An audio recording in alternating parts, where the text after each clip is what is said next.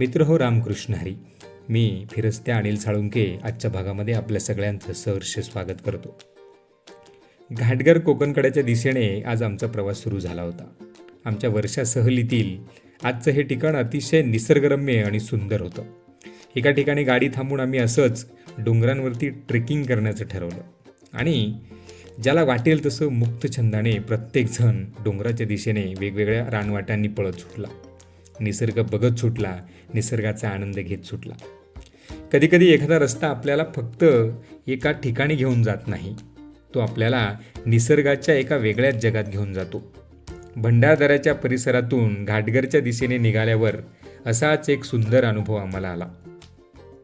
रस्त्याच्या दोन्ही बाजूंना पसरलेला हिरवागार सह्याद्री, डोंगराच्या कुशीतून वाहणारं पावसाचं पाणी आणि वाटेत भेटणारे छोटे छोटे धबधबे आणि शांतपणे साचलेलं तलाव.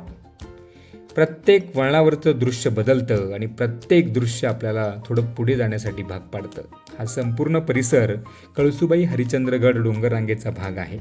याच डोंगररांगेमध्ये सह्याद्रीचं सर्वोच्च शिखर म्हणजे कळसुबाई उभं आहे. सुमारे 1646 मीटर उंच असलेल्या कळसुबाईकडे जाणाऱ्या डोंगरवाटा या परिसराच्या भौगोलिक आणि साहसी महत्त्वाची जाणीव करून देतात. पण या प्रवासाचा खरा थरार सुरू होतो तो घाटगरच्या कोकणकड्यावर. आपण घाटगरच्या कोकणकड्याच्या दिशेने जेव्हा निघतो तेव्हा रस्त्याच्या दोन्ही बाजूंनी पसरलेली हिरवाई, असंख्य झाडं आपलं स्वागत करतात. आपण या घाटगर कोकणकड्याजवळ येऊन पोचलेलो आहोत. अतिशय सुंदर रानवाट आहे. झाडांनी डोंगरांनी नटलेला असा परिसर आहे आणि या कोकणकड्यावरनं आपल्याला दिसतो भव्य सह्याद्री, त्याच्या उंच पसरलेल्या डोंगर रांगा आणि या खोल दरीत हे सुंदर असं धरण. हे आहे घाटगर लोअर डॅम. इथे 250 मेगावॅट वीज निर्मिती देखील केली जाते. हा परिसर अत्यंत देखणा आणि सुंदर आहे.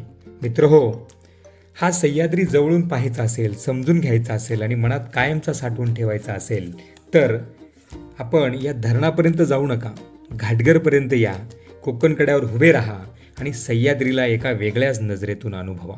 हा अनुभव आपल्याला सकारात्मक ऊर्जा देईल, निसर्ग पाहण्याची क्षमता देईल आणि विशाल या निसर्गाला बघून आपलं मन आनंदी होईल.